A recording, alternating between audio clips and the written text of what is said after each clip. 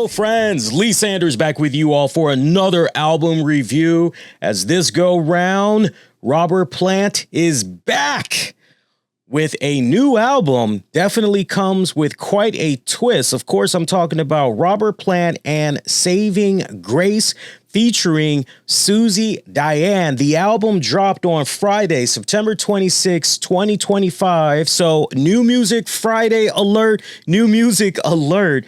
Look, Robert Plant's latest project with Saving Grace, it isn't a showcase of rock heroics.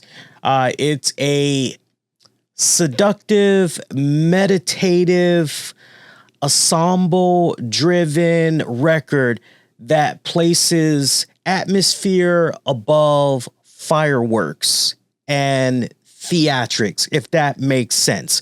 From the opening tracks, it's pretty clear that Robert Plant is not looking to dominate.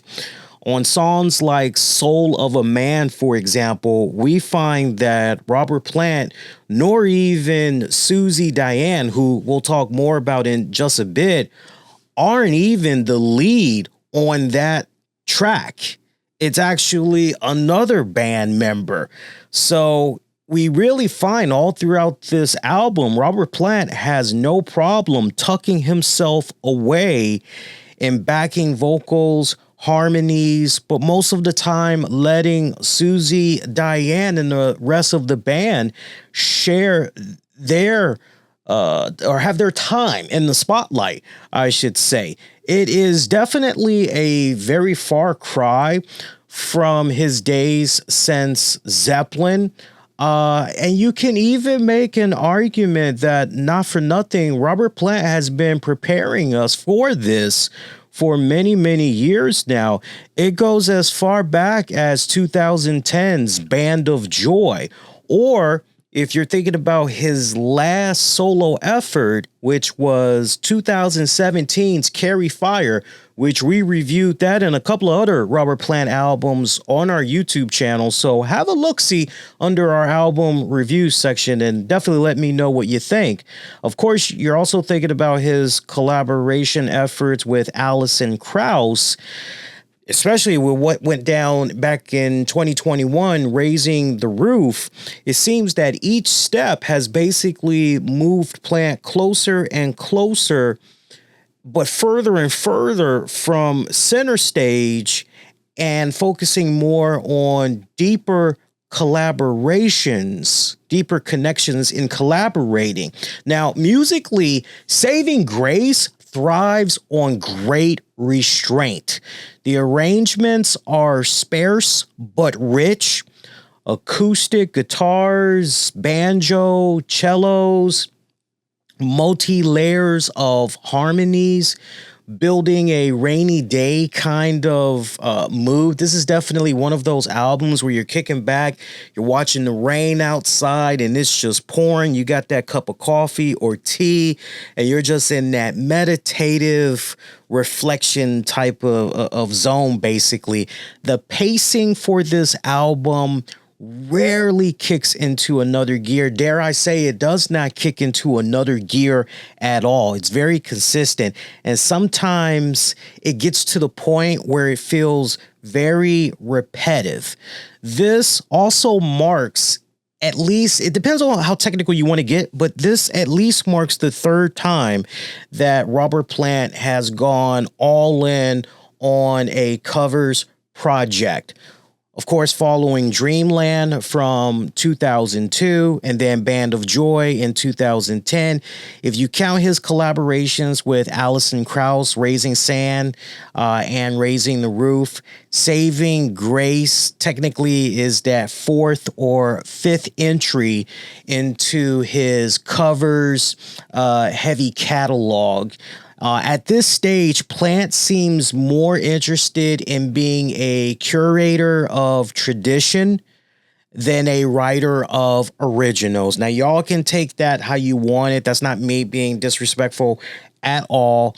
But I do welcome the discussion about this. Where are you guys? Where are your headspaces at on this? Now, let's talk about some of the key tracks from this album.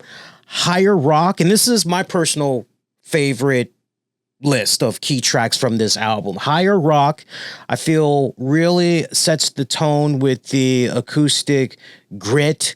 Meanwhile, Ticket Taker, strong harmonies, great lead vocals, particularly by Suzi Dian, who I will tell you, as you have your eyes closed, shades of Alison Krauss. You're greatly reminded of her at many, many points. I wouldn't be surprised if some people felt that Robert Plant was trying to do his own bootleg version of Alison Krauss and her respected band and everything.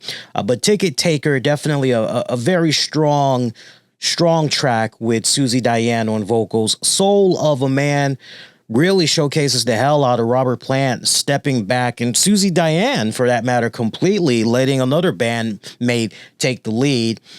Too Far From You, very atmospheric, meditative, quiet highlight of the album. Everybody's Song, for me, definitely. I didn't get a chance to talk about this particular track, but I did listen to it when it initially dropped. Definitely the standout for the entire album, really lifting the energy and giving the album the much needed spark. And sadly, the way they've got this song placed on the actual album, this song doesn't happen until almost near the end of the album, which brings me, of course, to the last track, the closer, Gospel Plow. Very rootsy, spiritual edge that grounds the record. Now, from a live experience, fans that plan on going out to see Robert Plant and Saving Grace can expect the same kind of restrained vibe just as the album. Plant and the band tend to stick to these intimate acoustic arrangements. Even when they reinterpret solo cuts from Robert Plant's solo days or his Zeppelin work. And it can be challenging if you're waiting for the energy to really pick up. But that's the nature of this project, particularly, especially with this band, Saving Grace. It's very subtle, meditative, very ensemble focus. If you're curious, there's plenty of concert footage that you can see of Robert Plant and Saving Grace online, particularly on YouTube. Definitely let you get a really good feel for what you can expect in person. Now, for hardcore Robert Plant fans, especially myself, especially those that have embraced Robert Plant's post Zeppelin evolution, Saving Grace may feel like a pleasant addition to the catalog. But for casual listeners, this may come off as too restrained, maybe even, dare I say, underwhelming.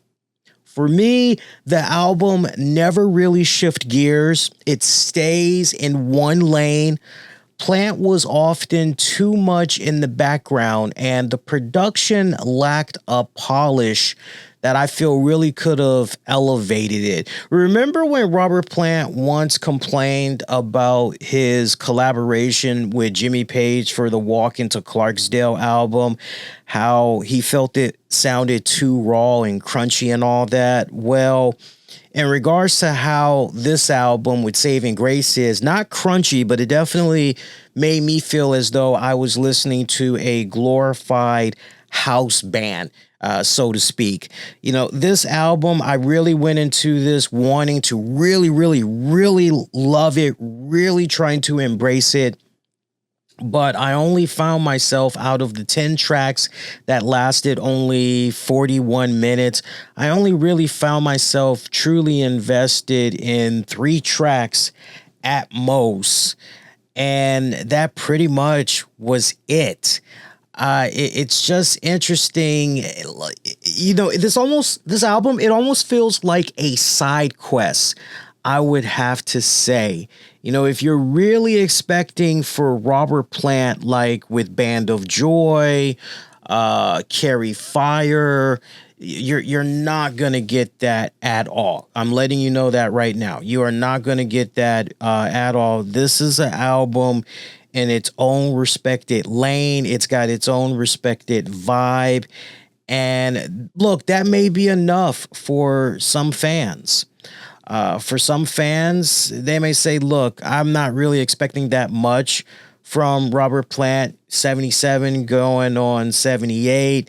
You know, honestly, I'm good with this. This works for me. But, you know, if you're looking for Robert Plant to, I will say this from a creative and a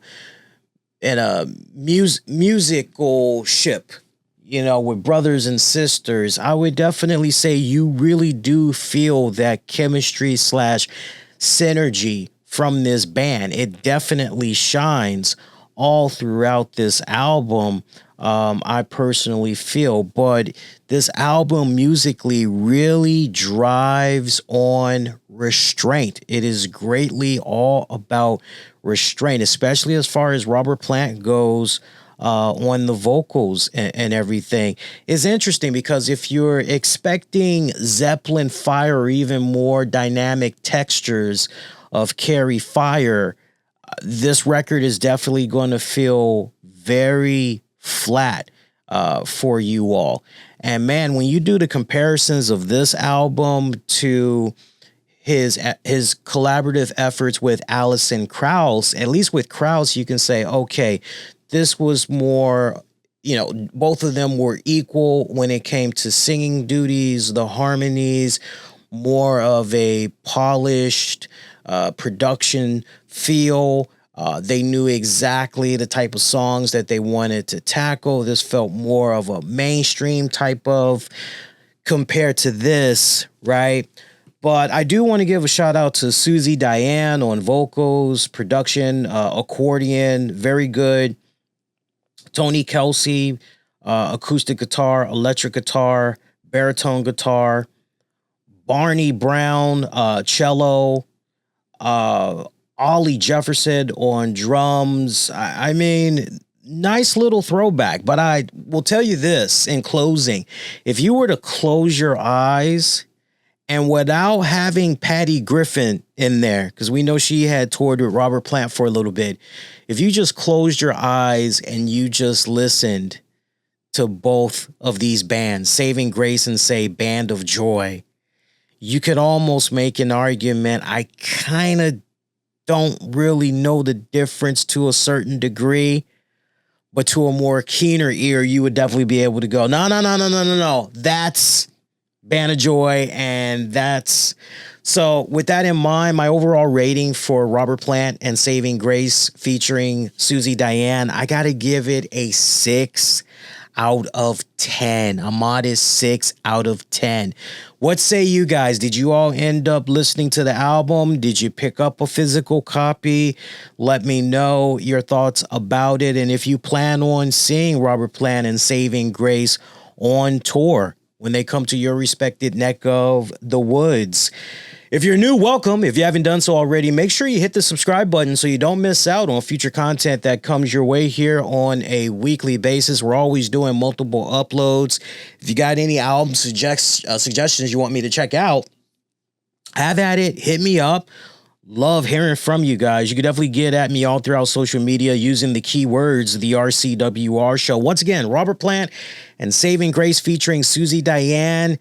Suzi Dian, very beautiful voice too, by the way. Very, very beautiful voice, I have to say. Definitely, I know they've been at it for some years, as Plant has had this band be a pet project of his since right around COVID, and it's just nice seeing how you really feel the kinship with this band. You really do feel it throughout this album and everything.